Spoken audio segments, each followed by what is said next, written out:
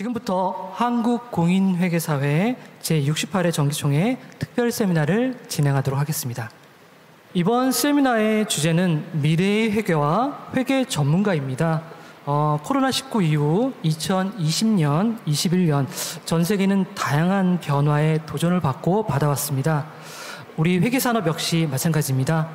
정보기술의 발전, ESG의 확산 등 회계를 둘러싼 환경의 변화뿐만 아니라 회계의 역할 자체에 대한 새로운 요구, 사회 곳곳에서 생겨나고 있습니다. 회계 전문가가 갖추어야 할 역량을 논의할 시점이 아니라고 생각합니다. 이에 한국공인회계사는 미래의 회계와 회계 전문가에 대한 심층적 연구를 진행하였고 그 연구 결과를 이번 정기총회 특별 세미나에 때 발표하고자 합니다. 제가 사회자인데 특별히 이렇게 말이 많은 것보다는 정말 연구를 하신 연구자를 소개시켜드리는 게 맞을 것 같습니다. 이번 본 연구의 책임 연구자이시자 차기 회계학 회장이신 이화여자대학교 경영대학 한종수 교수님을 소개해드리겠습니다. 큰 박수로 맞이해 주십시오. 세미나 이후 진행은 한종수 교수님께 부탁드리겠습니다. 예, 조금 전에 소개받은 이화여대 한종수입니다. 저희가 오늘 말씀드릴 것은 미래의 회계와 회계 전문가라는 것이고요. 저희가 팀을 이루어서 연구를 했습니다. 송민섭 교수님 서강대학교에, 그리고 서울시립대의 이영환 교수님과 함께 연구를 했습니다. 제가 이것이 이제 목차인데요. 죄송합니다. 목차인데 제가 먼저 연구의 배경과 연구의 목적에 대해서 간단하게 설명을 드린 다음에 우리 송민섭 교수님과 이영환 교수님이 나오셔서 저희의 연구의 내용을 말씀드릴 것입니다.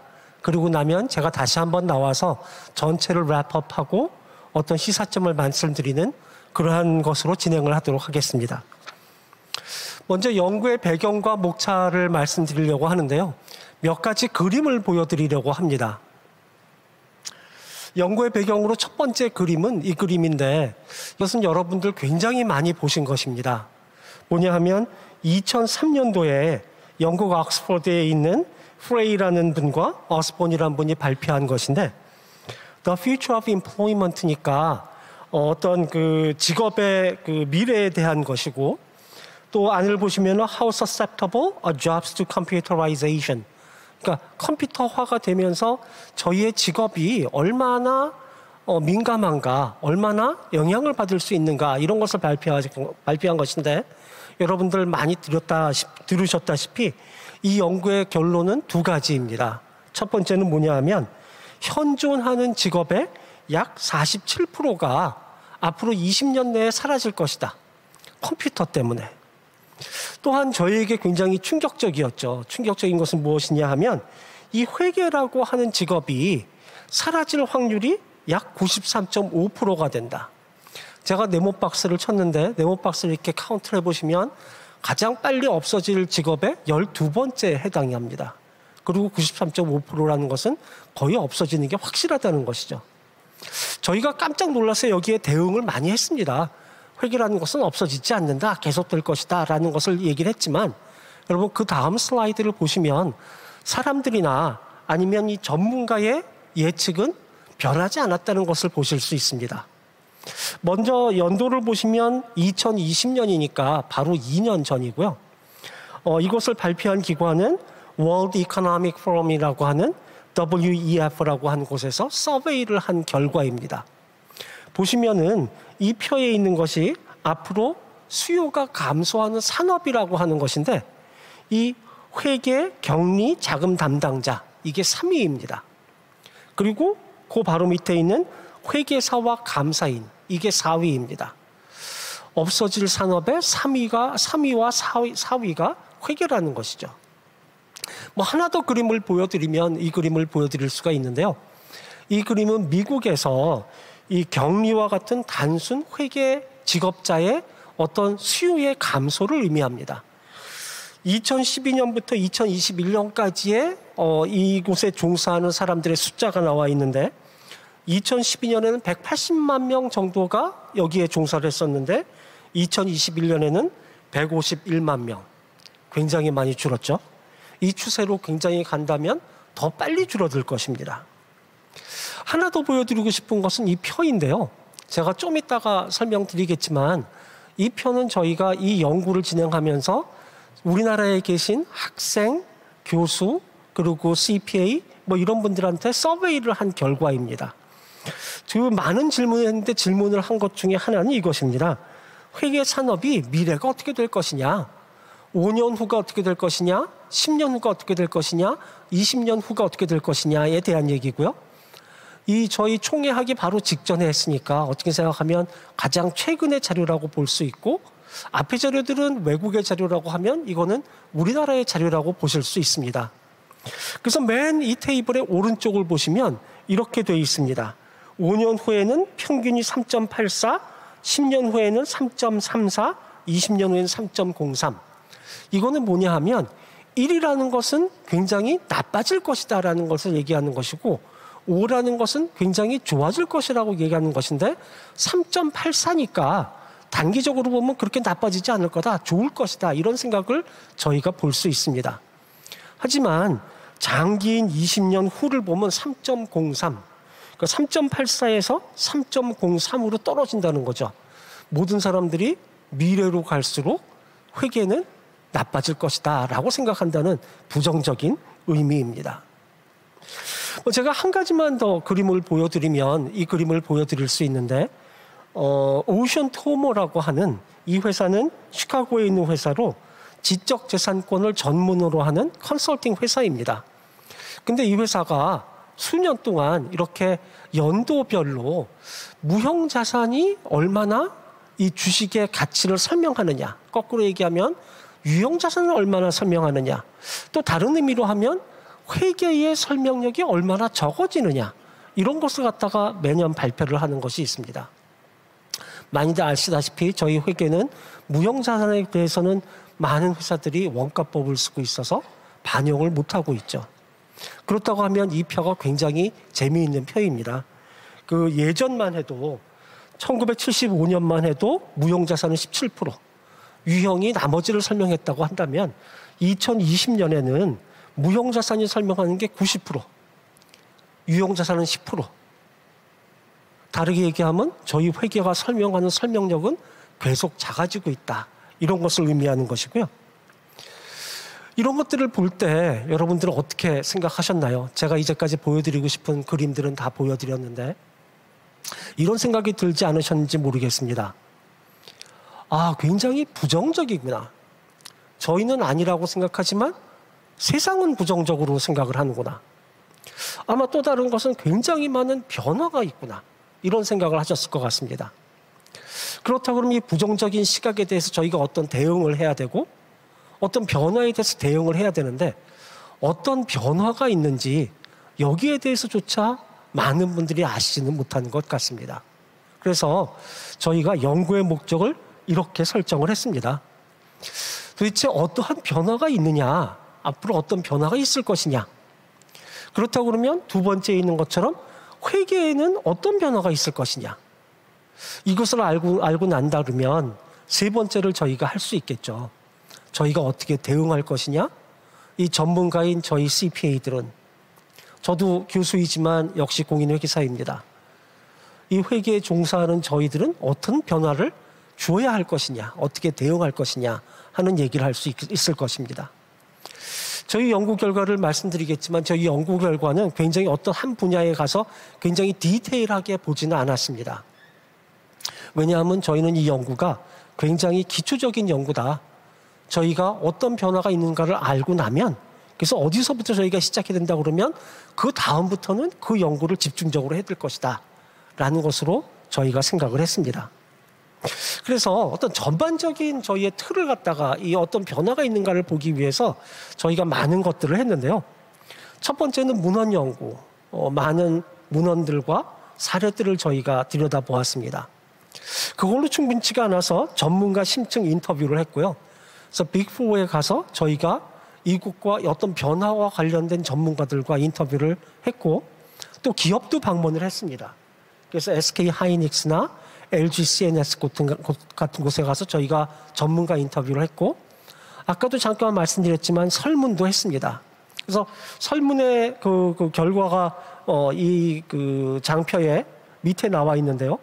저희가 한 764명, 실제로는 한 850명이 넘게 했습니다. 하지만 이 보고서를 만들 때, 이 슬라이드를 만들 때 764명으로 일단 잘라서 그것으로 저희가 설명을 나중에 드리려고 하고요. 뭐 이렇게 보여드린다고 해도 기본적인 어떤 결과는 더 많은 응답자가 있다 해도 변하지 않는다라는 말씀을 드리고 싶습니다.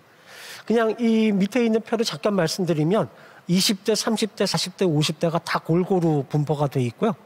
남자가 조금 더 많이 응답을 하고 있는데 그 이유는 뭐 저희 회계사, 이 회계산업에 종사하는 남녀의 성비를 반영하는 게 아닌가 이렇게 생각이 됩니다. 자, 그래서 저는 이것으로 이 연구가 왜 필요하냐, 어떤 배경에서 시작했고 목적이 뭐냐 이런 말씀을 드렸고요. 이제 두 분의 교수님들이 나오셔서 설명을 해주실 것입니다.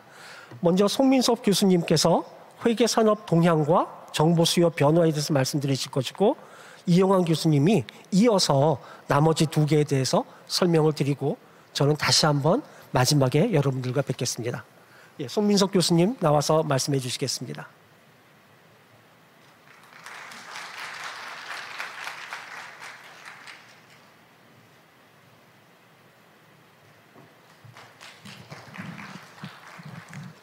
반갑습니다. 소개받은 서강대학교의 송민섭입니다. 제가 처음 이 과제의 연구과제를 맡았을 때 처음 느낀 느낌은요, 재밌겠다였습니다. 그래, 한번 우리도 큰 방향을 생각해 봐야지. 그 다음에 느낀 감정이 뭐였냐면은 막막함이었습니다. 그런데 어디서부터 시작해야 될까?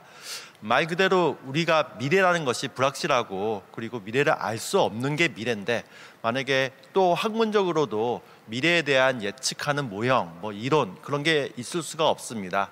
만약에 그런 게 있다면은 제가 이 자리에 안 있겠죠. 벌써 큰 돈을 벌었다든지, 그리고 우리의 생활은 보다 확정적이겠죠. 결국 미래는 모르는 건데 과연 이걸 어디서부터 시작해야 되나라는 부분으로 꽤 많은 시간을 고민했던 거로 기억합니다. 그러다가 생각나는 게 길게 보지 말자. 짧게 한 5년 내지 10년을 한번 생각해보자. 그러려면은 현재 벌어지고 있는 것을 좀 포커싱을 해서 한번 보고, 이러한 움직임이 어느 쪽으로 이동하고 있는가, 큰 추이만 한번 보자. 그러면은 최소한 5년 내지 10년 정도는 우리가 어느 쪽으로 방향이 가고 있는지 알 수 있지 않을까, 그렇게 생각을 하고, 제가 포커스를 맞춘 것은 회계 산업에 대해서 어떠한 움직임이 있는가, 그 다음에 회계에 대해 정보에 대한 수요는 어느 쪽으로 움직임이 있는가, 요 두 가지에 일단 초점을 맞췄습니다. 그러다 보니까 제일 먼저 나온 부분이 그러면은 회계 산업이 뭐지? 라는 질문입니다. 이 근본적으로 회계하는 역할이 뭐야? 라는 그 질문과 아마 맞닿아 있어서 중요한 부분인데요. 많은 부분이 있겠지만은 일반적으로 우리가 회계라 무엇이야 라고 했을 때 법률적 관점에서 접근한 경우가 많은 것 같습니다. 뭐 우리 상법이라든지 외관법, 거기에서 볼 때 회계란 무엇이냐 했을 때 재무제표를 만들고 내부 통제하고, 좀 그 투자자 보호 또는 그 감사적 관점에서 접근하는 거라고 이제 보여집니다. 하지만 우리가 맨 처음 회계를 공부했을 때, 그리고 회계 원리에서 아마 똑같은 경험이 많으셨을 텐데요. 회계가 무엇이야 라고 했을 때, 회계는 기본적으로 정보를 생산하는 일련의 과정이야 라고 하면서 그때 관리회계도 있고 원가회계도 있고, 좀 더 나가면 세무, 감사, 모든 게 이렇게 포진되어 있는 것을 여러분 모두 다 경험했을 거라고 생각을 합니다. 그 얘기는 뭐냐면은, 회계라는 것은 기본적으로 본질적으로 어떤 기능, 정보 생성이라는 기능에 맞춰져 있다는 것입니다. 만약에 우리가 회계란 것을 이러한 기능을 맞춰서 정보 생성이라는 것에 동의를 한다면은, 결국 이러한 정보 생성하는 과정, 즉 기업에서 회계와 관련된 일련의 모든 활동을 우리가 회계의 산업의 핵심으로 보고, 그 이후에 감사라든지 세무라든지 그렇게 따라가는 그러한 모양새가 되어야 되지 않을까. 그래서 회계의 영역이 어딜까라는 또 고민을 해봤는데, 이 표는 미국에서 그 컨설팅 회사에서 주로 이제 사용하는 표입니다. 이미 미국에서 회계의 영역이 어디에 있을 때 보면은 전통적으로 보여지는 업무, 내부 통제 여기까지는 아마 우리가 다 이거 회계야라고 얘기할 수 있을 것 같습니다. 그리고 텍스까지도 아마 우리 다 인정하는데 예산 조달, 자본 조달, 뭐 이원 관리, 자, 이 부분을 과연 회계의 영역으로 봐야 될까 아닐까라는 퀘스천이 나오는데 여기서는 물론 이제 어카운팅의 파이낸싱이란 명령이 있는데 이 둘을 굳이 구분하고 있지 않습니다. 그런데 우리는 과연 어떨까? 우리가 인식하는 회계에 대해서 우리가 너무 영역을 너무 짧게 보는 게 아닌가? 나는 좀 퀘스천을 좀 던져주고 싶었습니다. AICP에서는 일반적으로 회계의 잡 커리어에 대해서 봤을 때 당연히 스태프에서 매니저로 넘어간 다음에 컨트롤러 간 다음에 CFO 가는 것이 일련의 과정입니다. 당연히 이 회계하고 이 재무하고 구분할 수가 없고 이러한 구분이 의미가 없는 게 회계적 정보가 없으면은 이 업무를 할 수가 없죠. 그래서 당연히 이렇게 우리의 회계 영역으로 포함이 되고 당연히 넓게 봐야 됨을 불구하고 지금까지 우리는 좀 전통적인 부분에 초점을 맞춰준 것이 아닌가. 그래서 제가 말씀드리는 여기에서 회계 산업은 단순히 정보 산출이란 것이 회계의 영역이라면은 당연히 이 정보를 이용해요 활용해서 이용하는 것도 회계 영역으로 봐야 된다. 그러한 관점에서 이 회계에서의 큰 넓은 의미에서의 회계가 현재 산업에서 어떠한 움직임이 있는가라는 부분으로 확장하여 연구를 수행했다는 점을 말씀드리고 싶습니다. 그리고 이러한 부분이 향후 어떤 식으로 발전해 나가고 있는가라는 부분에 대해서 말씀을 드리고자 합니다. 그래서 직무동향은 이미 한종수 교수님께서 말씀을 해주셨으니까 간략하게 회계에 대한 좀 부정적인 그런 관점이 단순한 단기간에 한순간의 해프닝이 아니고 그리고 과거부터 있어 왔고요. 그리고 대안으로 왜 그러한 부분이 나왔냐 했을 때 IT 기술 쪽이 대안 쪽으로 오히려 많이 나와서서 이러한 기술 개발이 파괴적인 우리 회계 산업 쪽에는 산업 파괴적인 기술로 등장하고 있다는 말을 이제 말씀드리고 싶습니다. 그래서 그러면은 지금 회계 산업에 어떠한 부분이 이루어지고 있는가 해서 트렌드 조사를 좀 해봤습니다. 어카운팅 트렌드라는 검색어로 이제 검색을 해서 몇 개 대표적인 인더스트리, 교육 또는 소프트웨어 그리고 회계 컨설팅 회사 그런들에 그래서 제시하는 트렌드어를 이제 이렇게 좀 제시해가지고 한번 요약해봤습니다. 회색으로 나타난 부분이 다 좀 IT 기술 기반으로 나온 핵심어입니다. 그래서 그런 부분은 좀 이따가 이영환 교수님께서 좀 더 자세히 기술과 관련된 부분은 얘기할 거고요. 제가 이제 약간 비슷한 유형의 것을 색깔로 모아봤는데 결국 크게 넌 테크놀로지와 관련 없는 부분에 있어서 보면은 첫 번째는 아웃소싱이라는 단어가 많이 띄고요. 그 다음에 어드바이저리 서비스, 그러니까 어드바이징하는 역할, 그 다음에 소프트웨어. 그리고 데이터, 그러니까 정형화된 인포메이션, 정보 이런 부분이 키워드가 이제 눈에 띄었습니다. 결국 이 모든 것들이 어떤 핵심을 관통하고 있는 일련의 흐름이 있는데요. 그 부분에 대해서는 맨 마지막에 제가 말씀드리도록 하겠습니다. 먼저 동향으로 이 회계 산업에서의 가장 큰 동향으로서 나온 것이 이제 아웃소싱인데요. 우리나라에서도 이미 아웃소싱은 최근에 프라이빗 어카운팅 해가지고 굉장히 많이 유행하고 있습니다. 미국에서는 이미 이 아웃소싱이라는 부분이 굉장히 큰 분야로 이제 등장하고 있죠. 그래서 아까 말씀드렸던 에버레스트 리서치 그룹이란 그룹 리서치라는 데서 제시한 건데 회계 업무를 이렇게 세분화시켰습니다. 첫 번째로는 피어 투 페이라 해가지고 서플라이어들, 그러니까 서플라이어들과의 관계, 그 다음에 오더 투 캐시에서 커스터머의 관계, 그 다음에 마지막으로 레코드 리포트에서 기업 내부에서 이루어지는 단계로 이렇게 나눠지고 각각에서 좀 더 세분화된 회계 업무를 각각에 대해서 아웃소싱 하는지에 대해서 설문조사를 한 게 있습니다.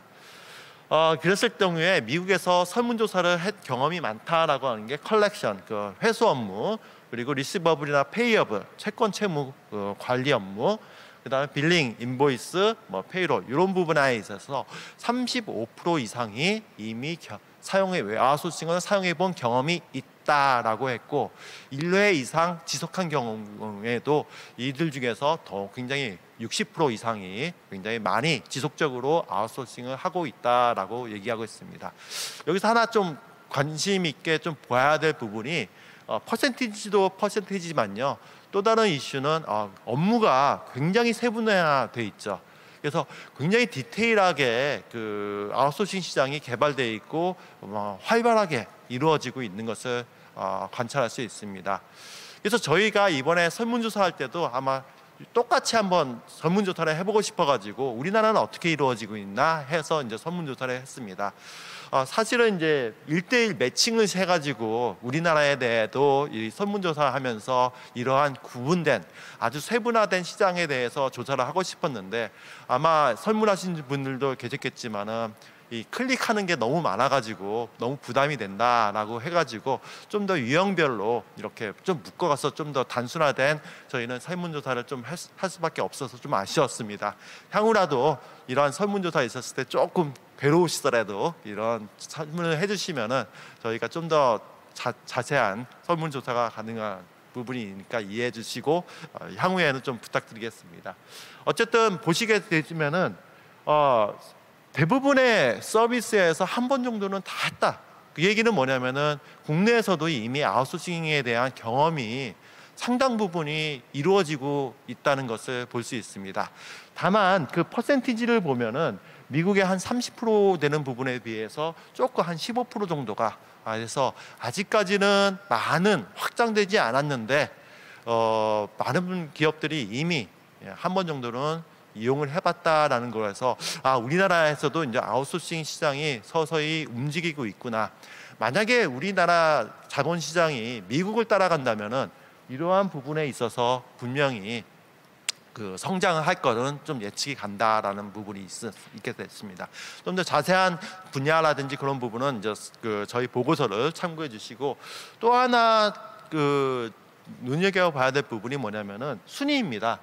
제가 이제 화살표로 이렇게 표시했는데 미국하고 우리나라하고 이 아웃소싱의 한 순위가 굉장히 위치가 달라짐을 좀 볼 수 있습니다. 그래서 그런 부분도 한번 눈여겨보셔서 어떻게 이게 향후에 움직일까라는 것을 보시면 재미있을 것 같습니다.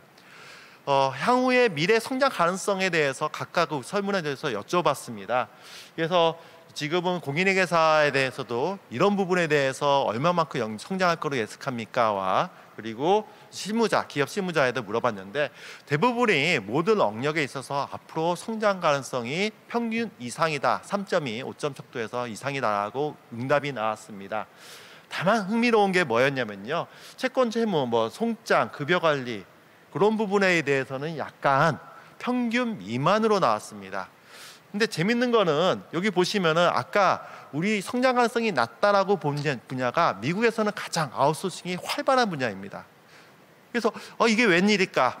왜 미국에서는 가장 아웃소싱이 활발하게 일어나고 있는데 국내의 응답자들은 성장 가능성이 낮냐라고 보았을까라는 응답이 있는데 저희 게싱 추측을 하다 보면 아마 공인회계사 분들은 요거는 우리의 영역이 아니야라고 생각하시지 않았을까.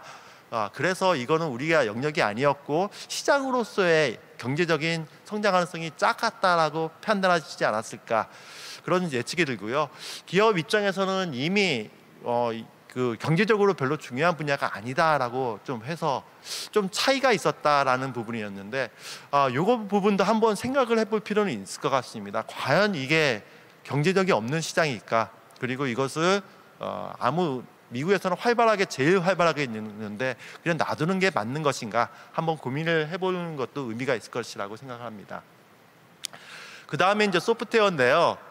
핵심은 소프트웨어인데 제가 여기서 이제 이영환 교수님이 좀 더 자세하게 얘기하실 거고 한 가지 그냥 마이오비닷컴이라는 그 소프트웨어 컴퍼니에 대해서만 소개를 해드리고 그냥 끝내고자 합니다. 마이오비닷컴은 이제 웹 베이스에서 클라우드 베이스로 이제 회계 관련 그 서비스를 하는 건데요. 가장 기본형이 $12 한 달에, 그러니까 우리나라로 치면 한 15,000원이고요. 그 다음에 가장 비싼 서비스가 80불, 10만 원입니다.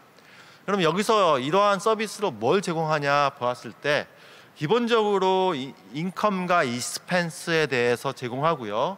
그리고 인보이스하고 인보이스, 그리고 페이먼트, 그다음에 페이롤, 그리고 영수증 관리, 기본적인 격리하고 세무 업무를 담당한다고 보시면 될 것 같습니다. 그다음에 페이롤과 뱅크 어카운트 관리도 해주고요. 그다음에 텍스라 리포팅이라든지 프라핏 리포팅, 캐시 리포팅, 현금 관리, 그리고 추가적으로 모바일 펑션도 이렇게 제공해주는 경우가 있습니다. 아마도 이게 스몰 비즈니스 대상으로 하니까 기능도 제한적이고 아직까지는 단순한 거래 업무니까 당연히 그럴 거야, 단순하다라고 이제 생각하실지 모르겠지만은, 저는 만약에 이 기업들이 이 마이옵이란 데서 기본적으로 이러한 기능을 다해서 작은 기업에 대한 경험을 흡수한 다음에는 어디로 움직일까? 누구나 다 아시겠지만 분명히 확장할 수밖에 없다라는 것은 너무나 당연한 것 같습니다. 그래서 이 부분이 현재로서는 아직 시작 단계고 제한된 서비스고 아직까지는 하지만은 클라우드 베이스 소프트웨어가 어떠한 서비스를 이제 향후에 제공하는가라는 부분을 한번 예측해 보시는데 도움이 될까 해서 한번 기회 되시면은 이 회사에 들어가시면 될 것 같습니다. 결국은 말씀드리고자 하는 부분은 뭐냐면은, 기업은 점차적으로 아웃소싱, 핵심 기능만 남겨놓고 모든 펑션을 지금 외부에서 가든지 아니면은 소프트웨어를 통해서 대체를 하고 있습니다. 결국 뭐냐면은, 그럼 핵심 기능이 뭐야? 핵심 코어가 뭐냐 했을 때, 과거에는 정보 생산이란 이런 부분에 있었다면 이제는 활용 쪽으로 넘어가고 있다는 겁니다. 그래서 AICP에서도 CFO로 넘어간다, 이쪽으로 넘어갈 수밖에 없다라는 부분이, 이제는 기업의 기능은 정보를 활용하고 이러한 정보를 어떻게 하는 것 뿐이고, 생산이라는 부분은 외부 또는 소프트웨어를 통해서 대체가 되고 있다. 여기 많은 부분이 공인회계사 있으니까, 법인에 계시니까, 그럼 법인에게 함축되는 의미가 뭐냐?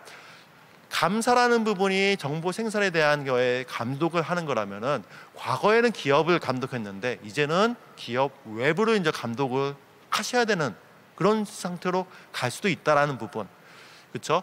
그 다음에 소프트웨어에 대한 이해가 없으면은 이 정보가 어떻게 생성되었는가 이해가 안 간다는 부분으로도 아마 좀 유추가 가능할 겁니다. 그런 시사점이 있고, 나머지 부분은 좀 한종수 교수님께서 마지막에 좀 더 얘기를 해드리겠습니다. 그러면은 정보 수요 쪽인, 우리가 생산을 했으면은 시장에서는 정보를 수요율을 요구하죠. 많은 정보를 요구하는데, 그런 측면에서 어떤 트렌드가 있는가라고 했을 때 몇 가지가 non financial information에 대한 수요가 있겠지만, 그 중에 가장 핵심적으로 등장하는 것이 아마 ESG 관련일 겁니다. 최근에 워낙 ESG 관련해서 논의가 많기 때문에 그런 부분은 넘어가고요. 미국 MSCI에서 기관 투자자를 상대로 설문조사를 한 거 있습니다. 과연 너희 기관 투자자에서는 ESG에 대해서 어떠한 준비를 하고 있니? 미국, 아마 우리나라도 여기에 기관 투자자도 포함됐을 것 같은데요. 거기서 나온 답변 중에 아직 시작하지 않았다는 것은 한 4%밖에 안 되고, 기관 투자자들의 상당수가 우리는 이미 스트래티지를 개발 중이거나 이미 개발이 완성됐고 실행 중이다라는 답변조차도 50%가 넘었습니다. 그러니까 기관 투자자를 중심으로 그리고 해외, 미국 중심으로 해서 이미 ESG에 대한 전략과 투자 결정은 다 했는데, 요거 보니까 재밌다. 그러면은 우리 한번 공인회계사와 기업들에게 한번 똑같은 질문을 해보자. 기업들에게는 ESG 투자를 어떻게, ESG 관련해서 어떻게 대응하고 있냐? 공인회계사에게는 해당 기관에서는 또는 법인에서는 ESG에 대해서 얼마나 사업 기회로 보고 있고, 그 사업 기회에 맞는 대응을 하고 전략을 수립하고 있냐라고 질문을 바꿔서 이제 질문을 드렸습니다. 아직까지 준비하지 않았다가 상당수였습니다. 그리고 지금 준비하는 쪽에 많이 있다가 그 다음 쪽은 나왔고, 공인회계사에서도 마찬가지로 개인 또는 법인이 아직 준비하지 않았다가 40%가 가장 많았고 지금 준비 중이다라고 나온 게 굉장히 많았습니다. 적극적으로 실행 중이다라는 답변은 굉장히 10% 둘 다 10% 미만이라서 아직까지는 early stage구나라는 것을 좀 우리나라 같은 경우 법인과 그리고 기업이 early stage인 것을 좀 확인하였습니다. 그럼 왜 ESG를 추진하니라는 거에서 재밌는 결과가 나왔는데 당연히 이제 기업과 기업에서는 컴플라이언스 이슈, 그러니까 법률과 그리고 준법 관련해서 컴플라이언스 때문에 준비한다라는 것으로 나왔고 그 다음으로는 ESG를 통해서 하나의 사업 기회를 찾고자 한다라는 답변이 나왔습니다. 공인회계사는 마찬가지로 컴플라이언스라는 이슈 때문에 이게 사업으로서 커질 가능성이 높다라고 보고 있다는 응답이 가장 많았고 그 다음에 ESG가 하나의 사업으로 성장한다라는 부분이 나왔습니다.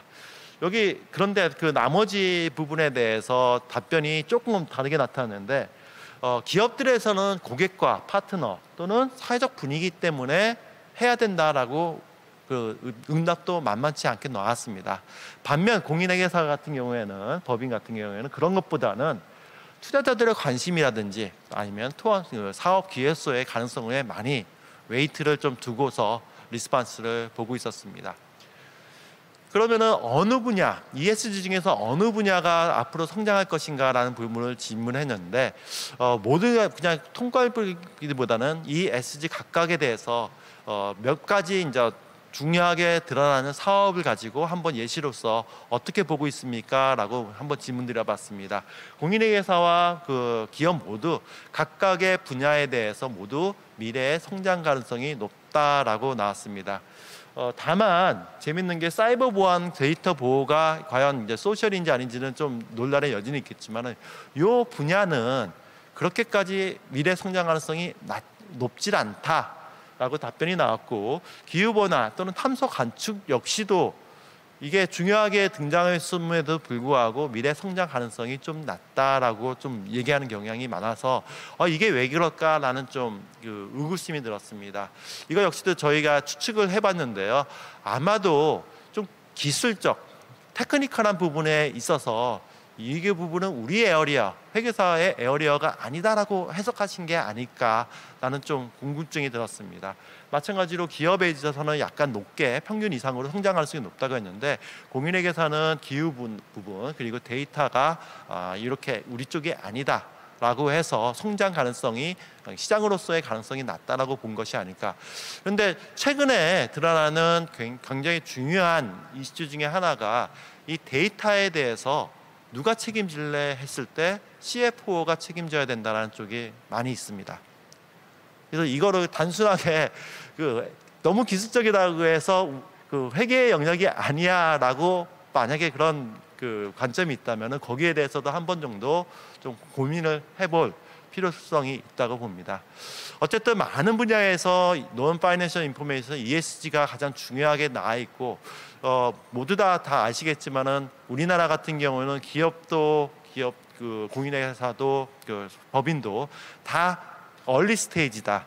그리고 이 시장은 단순히 공인회계사만 담당하는 시장이 아니고 오픈되어 있는 경쟁 시장으로 서서히 옮겨가고 있기 때문에 과연 이 ESG에 대해서 단순히 섬점하는 게 아니라 어떤 식으로 우리가 공헌을 해서 이 시장을 리드해 갈 것인가에 대한 고민은 좀 필요하다라는 말씀으로 제 발표는 마치도록 하겠습니다. 이어서 이영환 교수님께서 발표를 이어주시겠습니다.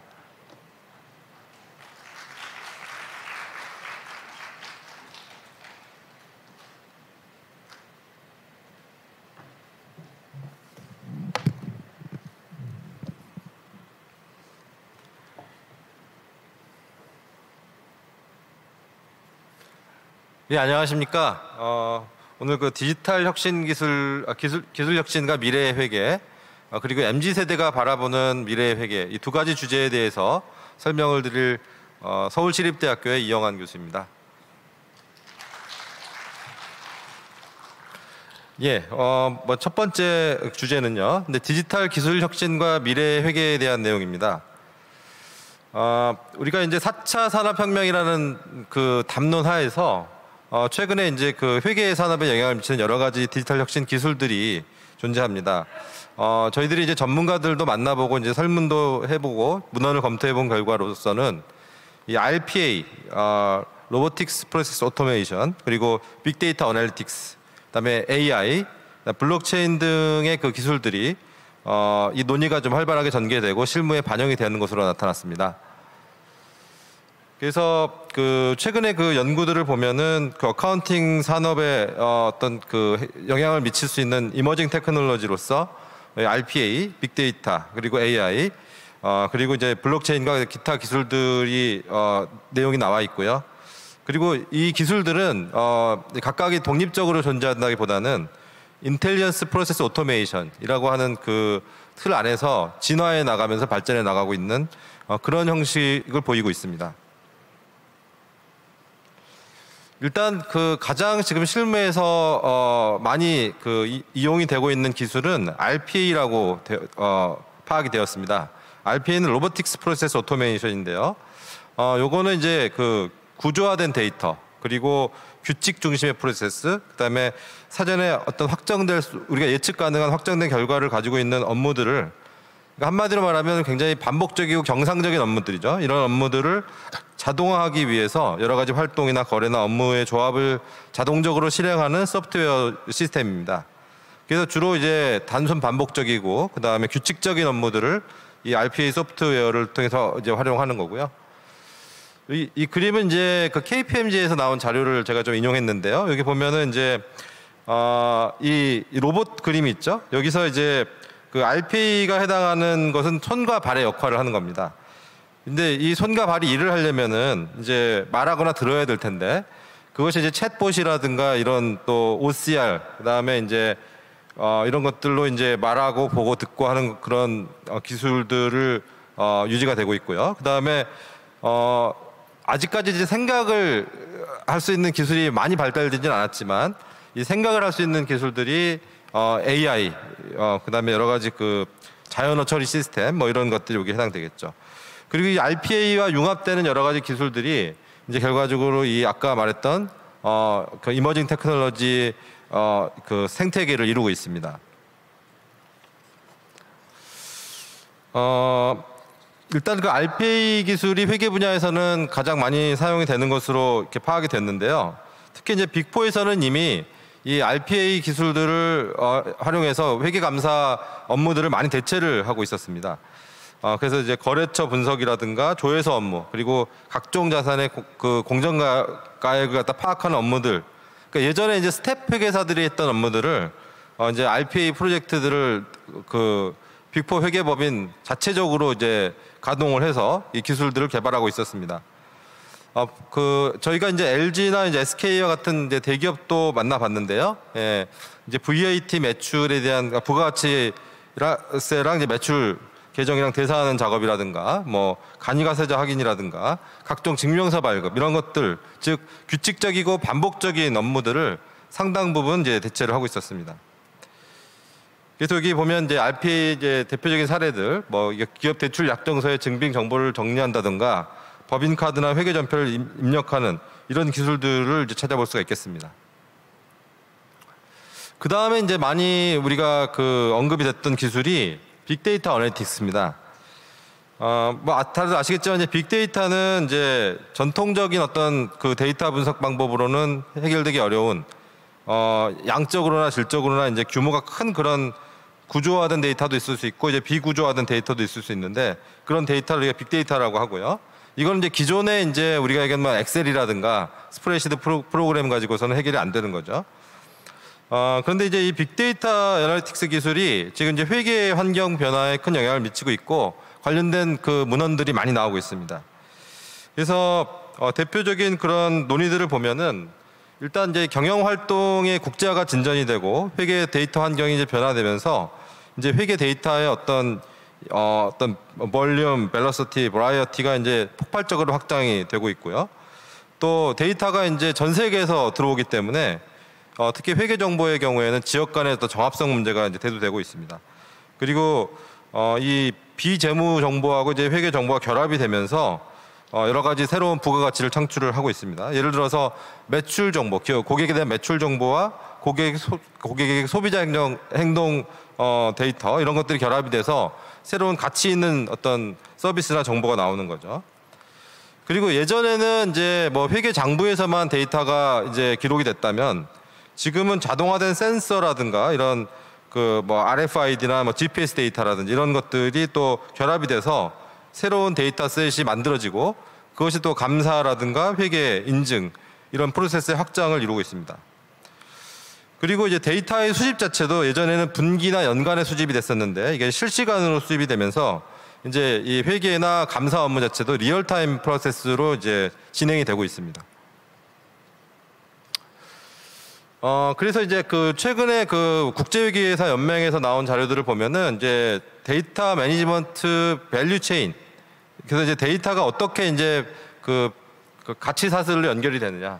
그래서 데이터가 모여지고 그다음에 데이터를 이제 조직 내부에서 공유를 하고 데이터에서 어떤 인사이트를 끌어내고 그다음에 그거를 이제 최고 경영자, 고객, 이해관계자들과 커뮤니케이션하는 그런 이제 밸류 체인에서 회계 전문가가 뭔가 할 수 있는 역할이 있다라는 겁니다.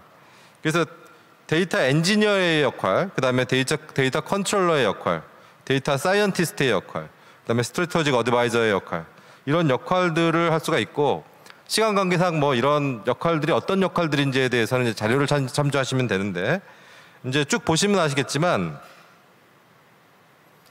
여기서 이제 요구하는 역량은 이 데이터의 여러 가지 가치 사슬에서 신뢰를 부여해주는 역할을 회계사가 한다는 것입니다. 그 다음에 또 하나는 이 데이터 인사이트와 커뮤니케이션 단계에서 우리가 얻어질 수 있는 것은 통찰을 가지고 데이터에 대한 어떤 의미를 해석하고 그것을 이제 경영에 반영하는 역할을 회계사가 하도록 기대되고 있다는 것입니다. 그 다음에 AI의 경우에는 사실은 이제 저희들이 저희들 기대를 굉장히 많이 했습니다. AI가 회계 실무를 많이 대체를 하고 있으려니라고 생각을 했는데 저희들이 만나본 전문가들은 아직까지는 조금 활성화되지는 않았다라고 하는 좀 보수적인 입장이셨습니다. 일단 AI는 뭐 다들 아시겠지만 인지 자동화라든지 머신러닝이라든지 여러 가지 이런 방법론을 이용해서 컴퓨터가 휴먼 인텔리전스를 성취할 수 있도록 하는 기술이죠. 그런데 이제 그 회계 법인도 그렇고 기업도 그렇고 아직까지는 이 부분에 대해서 중장기 과제로 진행을 하고 있는 것으로 알려져 있습니다. 다만 이제 RPA가 AI하고 이제 접목이 더 진화하고 있는 것은 분명합니다. 예를 들면 이런 거죠. 뭐 그 실무부서에서 이제 회계 처리를 어떻게 이제 분계를 어떻게 끊어야 되느냐, 회계 처리를 어떻게 해야 되냐 해서 이제 그 예전에는 회계 부서 담당자에게 물어봤던 것을 지금은 뭐냐면은 이거를 RPA 기술과 챗봇 기술로 대응을 합니다. 그래서 이제 전형적인 그런 질문에 대해서는 챗봇과 RPA 기술로 자동적으로 이제 대응을 하는 것이고, 그러나 이제 전문가 판단을 요하고 비정형화된 그런 질문이 있을 수 있습니다. 그런 것들은 이제 AI 기술로 고도화되는 거죠. 그러면 이제 이 AI 기술로 뭘 할 수 있을까라는 걸 선행 연구들의 결과를 보면 정규 회계 처리를 자동화한다든가, 횡령 모형에 대한 포착을 한다든가, 수익 예측을 한다든가, 또 비구조화된 회계 비재무 정보에 대한 분석을 한다든가, 이런 활동을 할 수가 있겠습니다. 근데 이 AI 기술은 이 휴먼 인텔리전스와 연관이 되기 때문에 회계 분야에 이용해서 여러 가지 쟁점들이 있습니다. 첫 번째는 AI는 뭐 다들 아시다시피 여러 가지 데이터를 컴퓨터에 집어넣고 컴퓨터가 그 데이터를 기반으로 의사결정을 하는 것이기 때문에 인풋 데이터가 필요합니다. 근데 인풋 데이터의 볼륨뿐만 아니라 이제 퀄리티가 매우 중요한데, 이 퀄리티가 높고 그 큰 어떤 빅데이터를 어떻게 확보할 것인가 하는 이제 데이터 이슈가 있고요. 그 다음에 AI 시스템은 종종 개인 정보를 다루게 됩니다. 뭐 예를 들면 아까 이제 부정적발 모형을 AI를 통해서 만들 수 있다고 했는데, 이때 뭐 이메일 기록이라든지 이런 것들도 다 접근이 가능합니다. 그렇게 되면 이제 윤리적인 문제라든가 법적 제한 문제가 발생하겠죠. 그리고 이제 책임과 권한 문제가 발생합니다. 이건 RPA에서도 마찬가지 문제가 대두되는데요. 이제 그 여러 가지 그 회계의 여러 가지 회계 업무, 구매 업무 이런 것들을 RPA나 AI로 대체를 했을 때 그 중간에 프로세스에 어딘가에서 사고가 났다면 그 통제점에 있는 책임자들 중에 누가 책임을 져야 되느냐? 컴퓨터가 책임을 질 수는 없는 거니까요. 이제 그러한 문제들이 이제 발생을 하게 됩니다. 이제 이런 문제들을 또 해결해 나가는 역할을 회계 전문가에게 기대를 합니다. 그래서 회계 전문가들이 예를 들어서 데이터의 거버넌스 이슈에 대해서 신뢰를 가지고 이제 이 부분을 해결해 줄 수가 있고요. 그 다음에 이 부정적발에 있어서도 AI가 윤리 부분에 있어서 접근하지 못하는 부분에 대해서 회계사가 접근할 수 있고, 또 이 책임과 권한 때문에 AI로 대체하지 못하는 업무에 대해서 회계사들이 이런 업무를 할 수가 있을 것입니다. 근데 이때 필요한 것이 이제 신뢰 자산이겠죠. 회계사가 기계보다 믿을 수 있어야 될 테니까요. 저희가 이제 빅4 회계법인 전문가들과 SK 하이닉스, LG CNS의 그 전문가 인터뷰를 한 결과를 보면, 일단 지금 현재로서 이미징 테크놀로지 중에 활용도가 높은 건 역시 아까 말씀드렸다시피 이제 RPA하고 빅데이터고요. AI 같은 경우는 이제 중장기 과제로서 지금 이제 시험 가동 중이고, 그다음에 메타버스나 이제 블록체인 기술도 활용 사례가 있습니다. 다만 이제 활발하게 아직 이용되고 있지는 않다라고 돼 있고요. RPA에 대한 적용 분야는 아까 설명을 드렸고, 그다음에 이제 디지털 감사 시스템. 그러니까 이제 지금 빅4의 경우에 보면은 이 빅데이터 기술이나 RPA 기술을 이용한 그런 디지털 감사 시스템을 이미 활용하고 있고, 뭐 각 빅4의 고유 이제 디지털 감사 시스템 브랜드가 이미 런칭이 되어 있습니다. 이제 아마 여러분들이 제일 궁금하신 거는, 그래서 감사 시간이나 회계 전문가 인력 수요에 대해서 어떤 영향을 미칠 것인가. 저도 이제 그게 궁금해서 이제 전문가들에게 물어봤습니다. 근데 공통적인 대답은 뭐냐면, 일단 뭐 단순 반복적인 업무에 대해서는 시간의 절감이 분명히 있다. 그러나 전체 감사 시간을 준다든가 또는 회계 전문가의 인력 수요를 줄일 것이냐에 대해서는 대체로 부정적인 의견이셨습니다. 왜냐하면 디지털 기술이 이제 고도화될 경우에 예전에 이제 100이라고 하는 모집단에서 10만큼의 데이터를 갖다 우리가 검증했다면, 지금은 데이터 커버리지가 그만큼 넓어지기 때문에 회계 실무나 감사에서 우리가 그 의미를 찾고 분석을 해내야 될 인사이트가 많아지게 됩니다. 그러면 그 인사이트를 해석하는 것들은 또 사람이 해야 되는 부분이라서 여전히 또 새로운 서비스가 또 창출이 되고요. 그래서 이제 수요가 많아진다, 이런 말씀이 있었습니다. 그리고 이제 설문조사 결과를 좀 보면은 아까 말씀드렸던 그런 한종수 교수님께서 설명했던 설문조사를 보면, 이제 빅데이터, 그러니까 디지털 혁신 기술에 대해서 대체로 회계 전문가, 그러니까 초급 일자리, 그러니까 디지털 습득에 대한 역량을 보유하고 있느냐라고 했을 때는 대부분 이제 3 이상의 이제 긍정적으로 나는 디지털 기술을 습득할 수 있는 역량을 보유하고 있다라고 생각하고 있고요.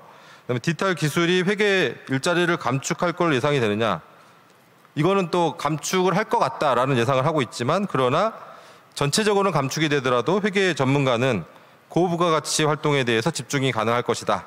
이렇게 이제 어떻게 보면 약간 좀 기대 섞인 희망을 하고 계십니다.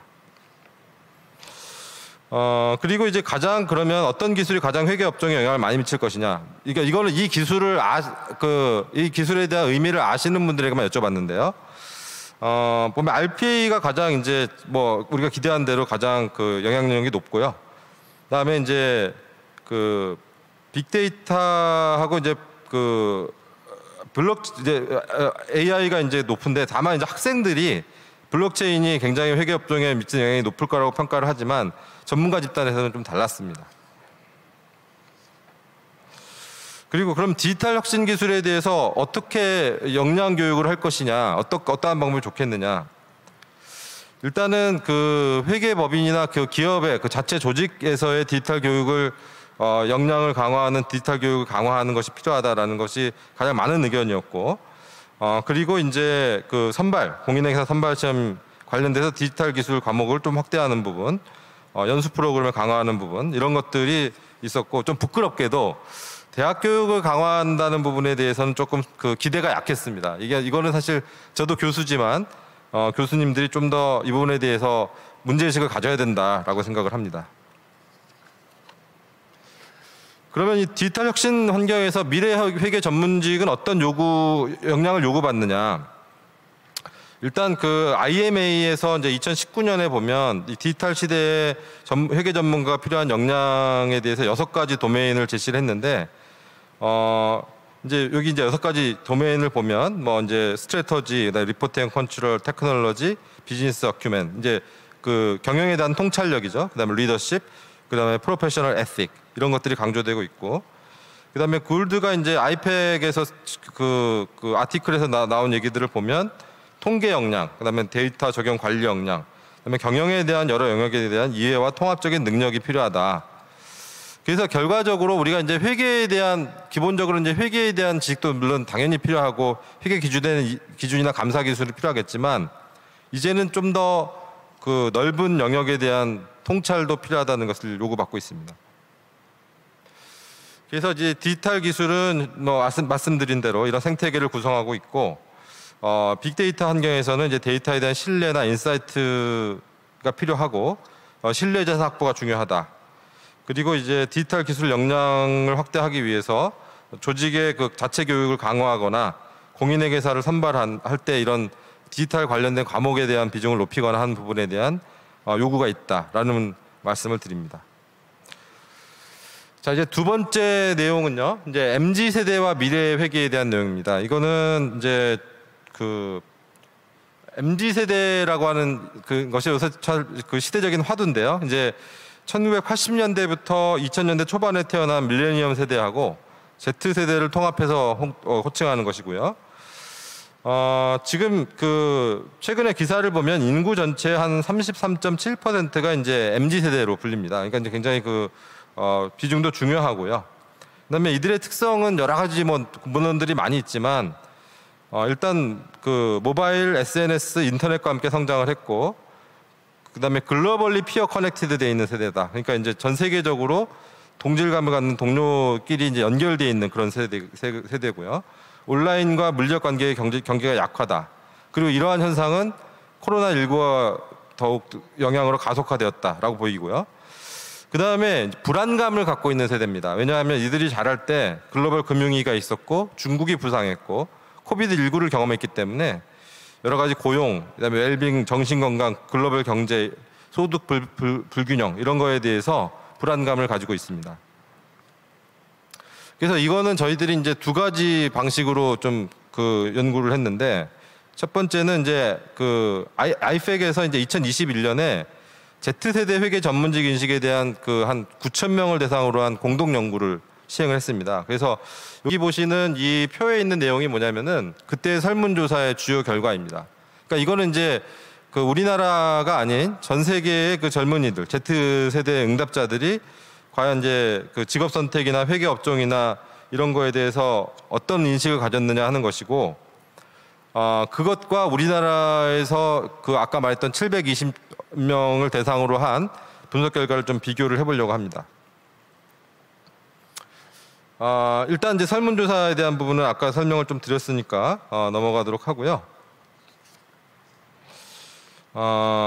일단 이제 직업별로 한번 분류해봤어요. 이건 MZ 세대가 아니고 이제 전체 직업별로 이제 한번 분류를 해봤는데, 응답자에 학생, 공인회계사, 회사원 각각 집단에서 이제 직업 선택을 할 때 가장 선호하는 게 뭐냐. 근데 이제 아마 MZ 세대는 대부분 학생이겠죠. 근데 이제 좀 흥미로운 건 뭐냐면 학생들이 굉장히 의외로 보면은 좀 현실적입니다. 그래서 높은 보수, 직업 안정성, 그다음에 일과 삶의 균형, 그다음에 전문가 자부심과 인지도 이런 것들을 이제 중요하게 생각했고요. 공인회계사들도 비슷합니다만 공인회계사들은 이제 전문가 자부심과 인지도가 있었고, 그다음에 이제 공인회계사나 회사원들이 이제 일과 삶의 균형이 그 굉장히 중요하다고 생각을 했던 것 같아요. 그리고 이거는 이제 MZ 세대하고 기성 세대를 이렇게 한번 분류해봤습니다. 이 파이 그래프를 보고 느끼시는 점이 뭘까요? 저는 이걸 보고 상당히 당혹스러움을 느꼈는데, 일단 이 파이 그래프 그림이 똑같게 생겼잖아요. 그죠? 이 MZ 세대나 BMZ 세대나 사실 그림이 똑같습니다. 그 얘기는 뭘 의미할까요? 일과 삶의 균형, 높은 수준의 보수, 직업 안정성. 뭐 새로운 학습 기회가 물론 있습니다. 그건 뭐 비중이 크지 않고.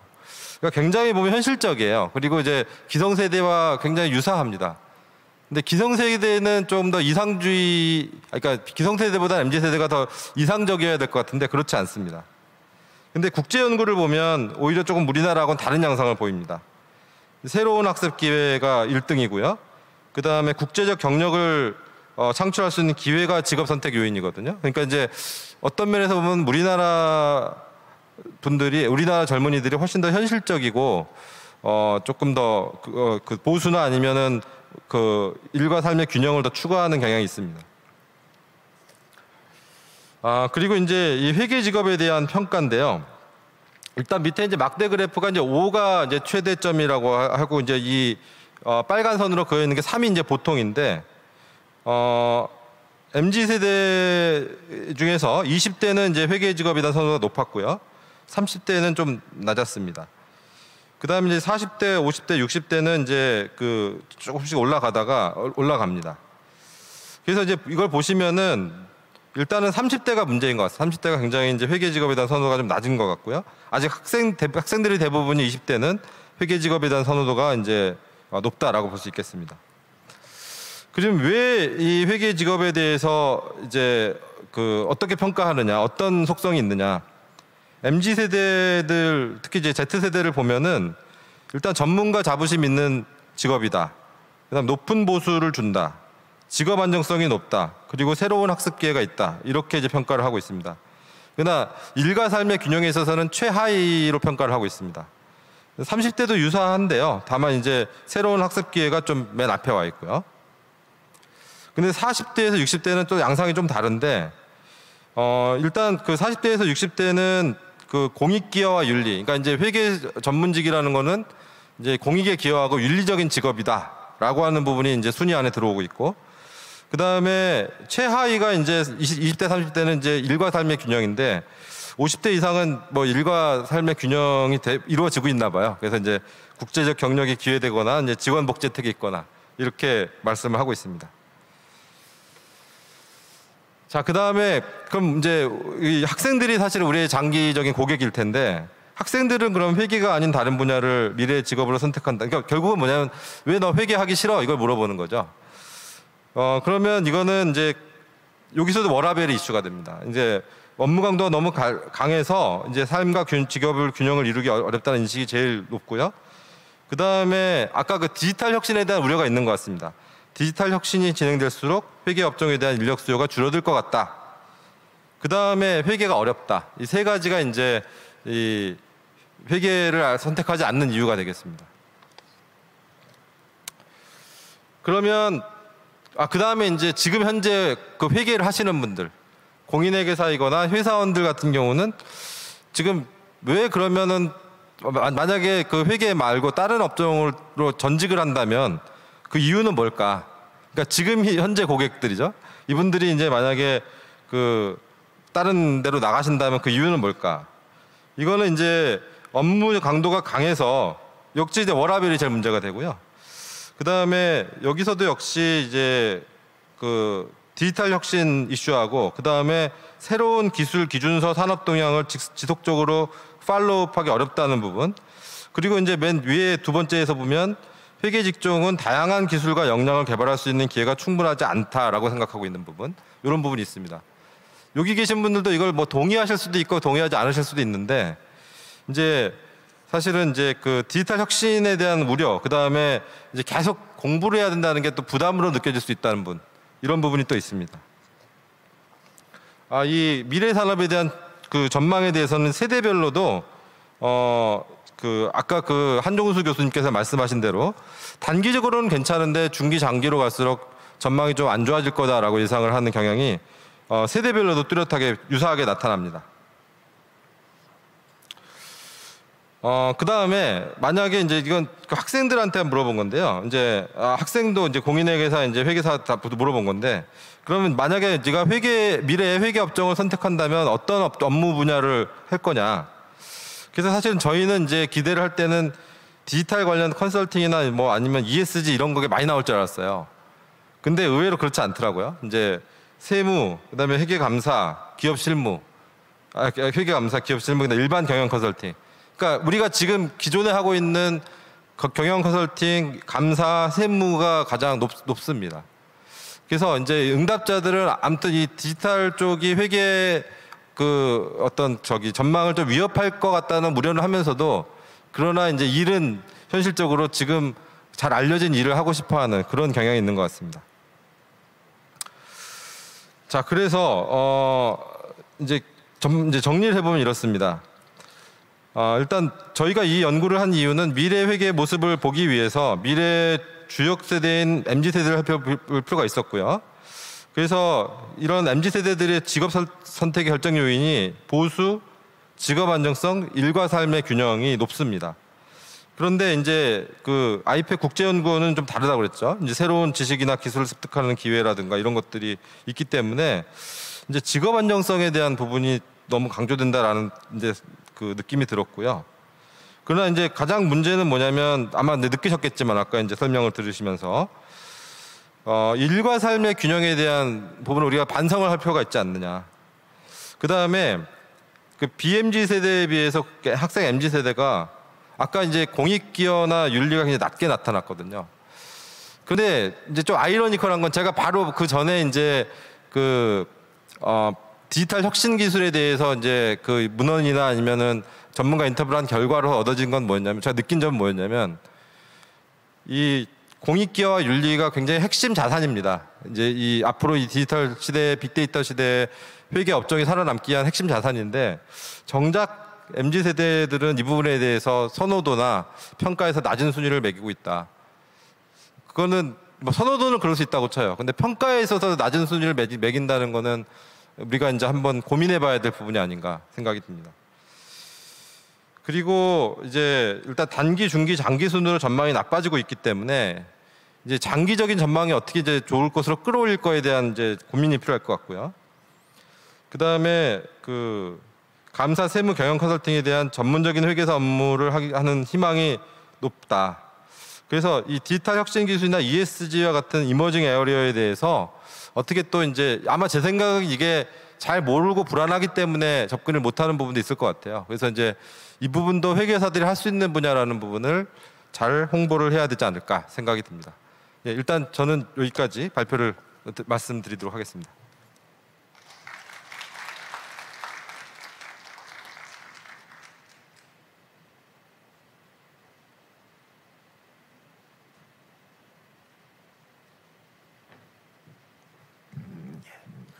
예, 제가 다시 올라왔습니다. 시간을 보니까 저희가 벌써 예정했던 시간은 다 되었습니다. 아마 저희 그 연구하신 교수님들께서 하고 싶으신 말씀이 너무 많아서 그런 것 같고요. 저한테 한 7, 8분만 더 주시면 제가 중요한 것들을 좀 요약을 해서 랩업하는 시간을 가졌으면 좋겠습니다. 그래서 뭐 첫 번째 슬라이드를 한번 보시면은요. 그 디지털 혁신 기술과 회계 산업 현황을 갖다 한번 좀 요약을 해보려고 하는데요.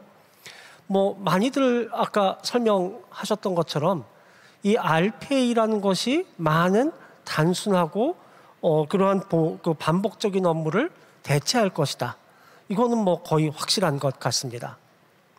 그러다가 보니까 이 두 번째 써 있는 단순한 회계 업무들은 RPA로 대체되면서 대부분의 기업들은 이걸 갖다 아웃소싱 할 것이다. 거꾸로 얘기하면 RPA로 대체될 수 있는 그러한 업무들을 아주 싸게 공급하는 기업들이 나타나게 될 것이고 기업들은 더 이상 자기가 돈을 써가면서 그런 업무를 할 필요가 없는 것이죠.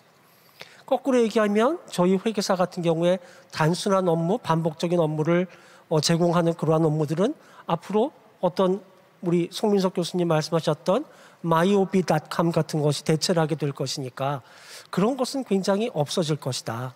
그래서 뭐 첫 번째 예측은 단순 반복적인 업무는 컴퓨터로 대체되면서 없어질 것이다 하는 것은 뭐 당연한 것 같습니다.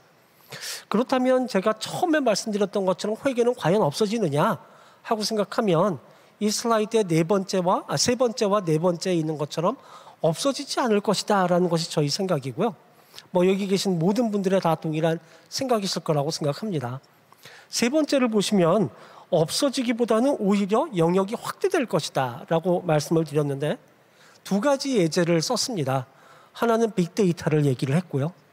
빅데이터 같은 경우에 이제까지 저희는 대부분 샘플을 가지고 한다거나 아니면 인포메이션을 보더라도 굉장히 소규모의 작은 범위의 인포메이션을 가지고 어떤 의사결정을 했다고 한다면 이제는 샘플링이 아니라 전체 데이터를 다 보는 것이고 그 데이터하고 인접되어 있는 다른 데이터를 컴바인 해가지고 묶어서 의사결정을 하게 되니까 오히려 그런 업무들은 굉장히 확대될 것이다. 오히려 시간을 더 써야 할지도 모르겠다. 이런 생각을 말씀드리고 싶고요.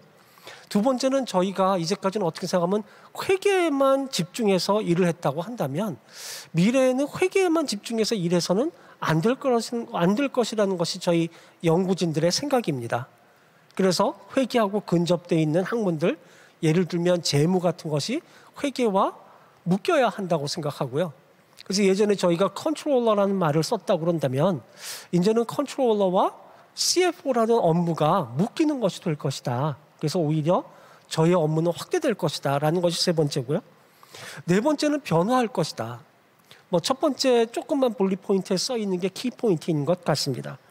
저희는 이제까지 정보의 생산에 어떻게 생각하면 집중을 했죠.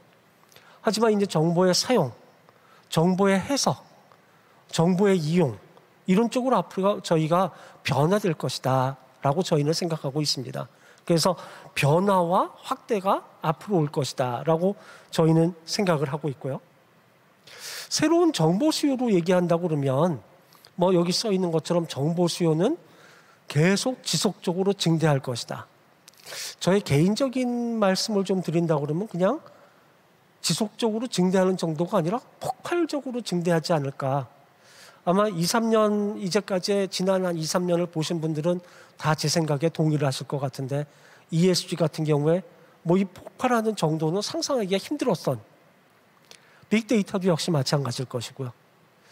이렇게 폭발하는 것은 앞으로 저는 더 많이 증가할 거라고 생각하는데 맨 밑에 있는 조그만 분리 포인트입니다. 지금은 저희가 어떤 표준화된 측정이나 보고 기준 같은 것이 없지만 이런 것들이 만들어지는 순간에 굉장히 폭발적으로 증가하겠죠. 근데 한 가지 다행인 것은 아직 이것을 주도하는 어떤 주체는 없는 것 같습니다. 그런 것이 저희에게 기회가 될 것이다 라고 생각을 합니다. 그래서 이제까지 것을 갖다가 제가 한번 요약을 해보면 앞으로의 회계 산업은 한 4개 정도로 정리가 될 것이다. 첫 번째는 기존 회계 업무, 예를 들면 정보의 생산과 같은 것을 갖다가 대체하는 서비스, 아까 아웃소싱, RPA 이런 말씀을 드렸는데 그러한 기업들이 발생하면서 그러한 정보, 저희가 예전까지 하던 정보를 계속 대체해가는 그러한 서비스업이 만들어질 것이고요. 두 번째는 ESG나 빅데이터와 같은 새로운 정보를 저희가 제공하는 그러한 서비스가 만들어질 것이고요. 세 번째는 종합적인 판단을 제공하는, 그래서 더 이상 회계에만 국한된 것이 아니라 확장된 더 많은 정보를 보는 그러한 서비스가 제공될 것이라고 생각합니다. 마지막으로 인증은 어떻게 될 것이냐. 저희 CPA의 어떤 기본적인 업무는 인증 아닙니까? 저희는 인증은 계속될 것이다. 오히려 저희가 그거를 더 강조해야 살 수 있을 것이다 라고 생각을 합니다. 1번과 2번, 3번 이 슬라이드에 있는 것은 저희 회계를 하는 사람만 제공할 수 있는 서비스는 아니라고 생각을 하고요. 오히려 재무에 있는 분들이 회계로 올 수도 있고 회계가 아닌 분들이 이런 서비스를 제공할 수도 있을 거라고 생각합니다. 특히 ESG 같은 경우는 더 하겠죠. 그러면 회계는 어떻게 살아남느냐? 밑에 써 있는 것처럼 신뢰와 이 통찰이라는 이 두 가지를 가지고 저희는 살아남을 수 있다. 다르게 얘기하면 인증이라는 것을 통해서 저희는 계속 살아남을 수 있다고 저는 생각을 합니다.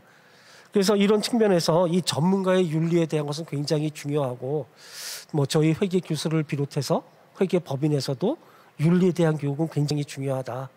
저희가 다 윤리로 무장하고 그거를 무기로 삼아야겠다라는 말씀을 드리고 싶고요. 또 하나는 변화에 대한 대응으로 저희가 3단어를 썼습니다. 속도, 선점, 실행. 속도가 굉장히 중요합니다. 당장 실행을 해야 된다고 저희는 시작을 해야 된다고 생각을 하고 그것을 당장 실행을 해야 된다고 생각을 하고 마지막으로 이를 통해서 선점해야 된다고 생각을 합니다.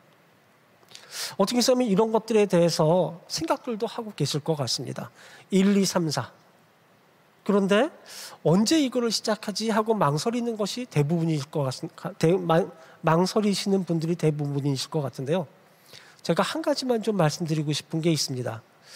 제가 어디 가서 이런 강의를 듣다가 보니까 어떤 분이 산업혁명 얘기를 하신 적이 있습니다. 산업혁명, 지금은 모든 나라가 다 산업혁명을 이루고 있죠. 그런데 어떤 나라는 잘 살고 어떤 나라는 못 삽니다. 어떤 나라는 선진국이고 어떤 나라는 후진국이고. 그분의 질문은 아주 단순했습니다. 모든 산업혁명이 이루어진 요즘 어느 나라가 선진국이냐?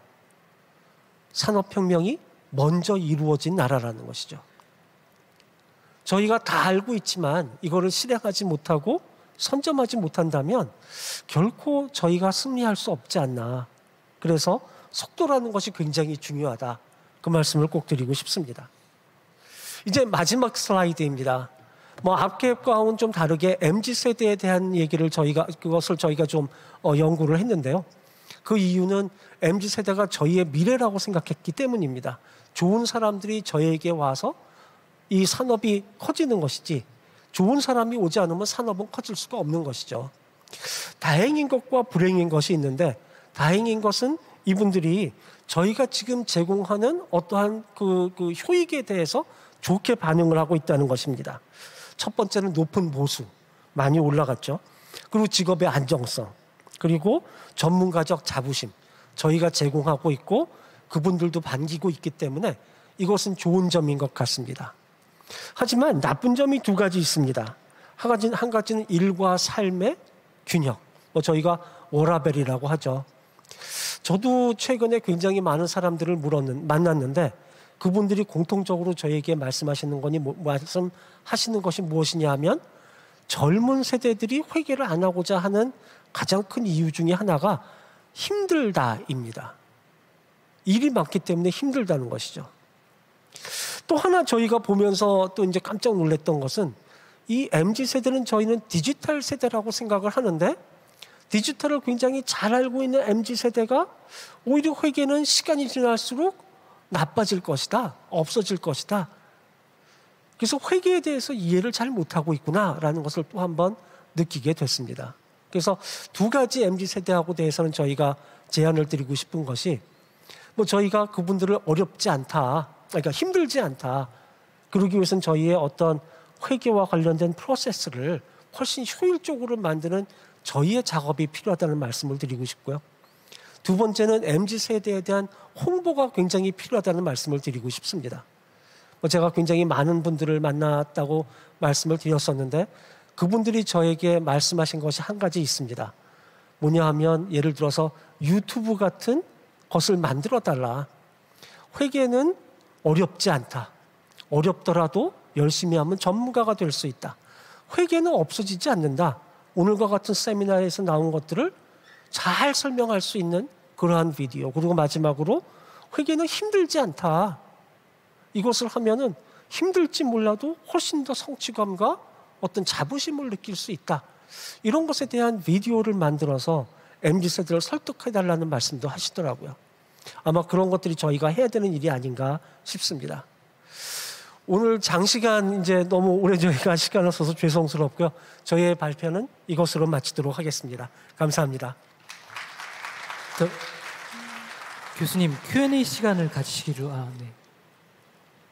예, 혹시 질문 있으시면 저와 저의 연구진이 답변을 드리겠습니다. 플로어에서 혹시 궁금하신 분 손 들어주시면 저희가 마이크를 드리도록 하겠습니다.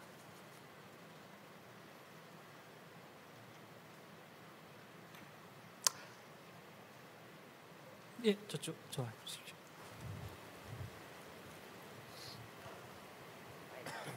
제가 질문.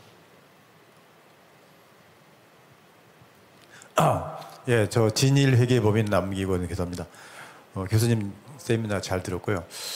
자료 보면은 6페이지에 보니까 그 새로운 정보 욕구 해가지고 그 기업 가치가 거의 90%, 7, 80, 90%가 우리 보이지 않는 무형의 자산으로 결정된다라고 하셨는데 저희가 여태까지는 회계는 역사적 재무정보라는 거의 틀에서 한정돼 있단 말이에요. 그러다 보니까 이 무형의 자산에 좀 소홀한 감이 있지 않나 싶어서 과연 앞으로 AI나 뭐 디지털 시대가 되면 이런 부분이 어떻게 해소될 것이며 또 이 회계가 과연 이 무형자산에 대해서 어떻게 가치 평가 측면에서 어떻게 앞으로 대응하는 게 좀 좋은가에 대한 의견 좀 부탁드리겠습니다.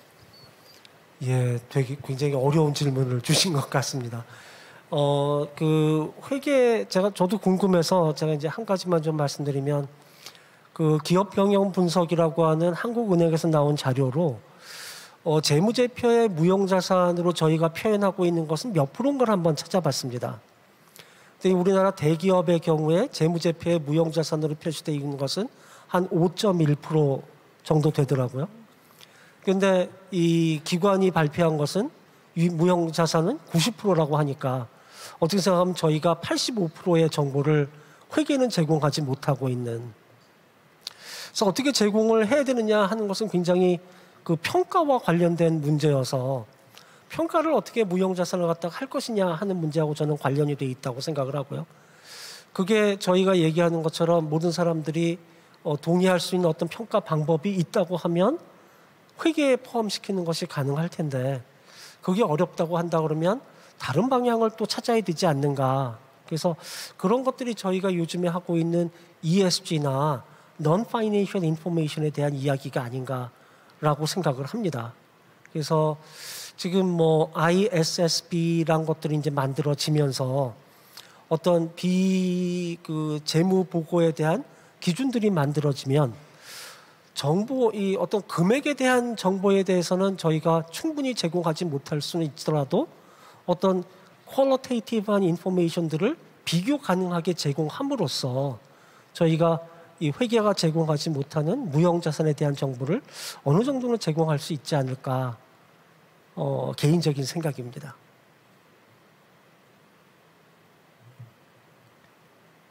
네, 추가로 저기 계신. 네, 제 삼정회계법인의 서지회계사입니다. 제가 질문이라기보다는 사실 그래도 질문을 하고 마무리하는 게 좋을 것 같아서요. 오늘 그 교수님 오늘 이 연구하신 것들 쭉 발표하면서 사실 굉장히 잘 정리를 마무리해 주셔서 제가 뭐 궁금하다기보다는 굉장히 이 세미나가 의미가 있다. 앞으로 굉장히 우리가 해야 될 것을 명확하게 좀 정리해 주셔서 그 부분에서 좀 새로운 포문을 여는 그런 계기가 됐다라는 생각이 들어서 세 분 교수님께 다시 한번 좀 감사드리고요. 저는 또 업계에 있으면서 또 교육을 담당하다 보니까 우리 회계의 어떤 이제 전문가들의 역량이 굉장히 바뀌어야 되는데 교육이라고 하는 게 굉장히 시간이 걸리는 작업이지 않습니까? 그래서 오늘의 세미나를 기점으로 이거를 좀 전문적으로 저희가 투자할 수 있는 충분한 좀 여건을 좀 마련을 해서 지금부터 시작하면 되지 않을까라는 생각이 좀 들고요. 그 공인 회계사라고 하는 이 공인의 어떤 신뢰를 제공하는 거는 여전히 필요하지만 그 회계사의 회계라고 하는 게 사실 역할이 바뀌어야 된다라고 하는 부분에 절대적으로 공감을 하고 있습니다. 그 회계 정보에 또 그 요구하는 이 수요자들의 요구하는 것들이 달라지기 때문에 그렇다 그러면 지금의 우리 그 회계사회에서 하는 어떤 연구 우리 저희 그 공인회계사 교육 제도라든가 저희 각 빅4에서 나름 하고는 있지만 이런 것들이 이제 회계법인 각 단위별로가 아니라 뭔가 업계에 좀 지혜가 이제 모아지고 또 회계 학회라든가 이런 전체적으로 회계를 연구하는 모든 단체들이 좀 집단으로 연구를 좀 하면서 우리가 앞으로 나아갈 방향에 대한 것들을 지금부터 좀 준비를 해야 되지 않을까라고 하는 그런 미래에 대한 준비를 위한 좋은 세미나였다고 생각이 듭니다. 네, 고맙습니다. 예, 감사드립니다. 저희도 그런 생각을 하고 있습니다. 사실 이 그 연구의 뒷부분은 어떠한 역량이 필요하냐, 어떠한 교육이 필요하냐 이런 것들인데 저희가 거기까지 역량까지는 얘기할 수 있지만 어떤 교육이 필요하느냐는 이 연구의 후속 연구로 이루어져야 될 것 같고 아까 말씀드린 것처럼 굉장히 급한 연구인 것 같습니다. 예, 잘 말씀해 주셔서 감사합니다. 네, 또 질문 있으신 분? 시간이 많이 지났기 때문에 여기서 좀 마무리하겠습니다. 어쨌든 그 미래의 회계와 회계 전문가에 관해서 연구 발표해 주신 세 분 교수님께 감사의 박수를 좀 부탁드리겠습니다. 그리고 이상으로 제 60회 정기총회 2부 특별 세미나를 모두 마치도록 하겠습니다. 장시간 자리를 지켜주신 회원 여러분께 진심으로 감사드리겠습니다. 네.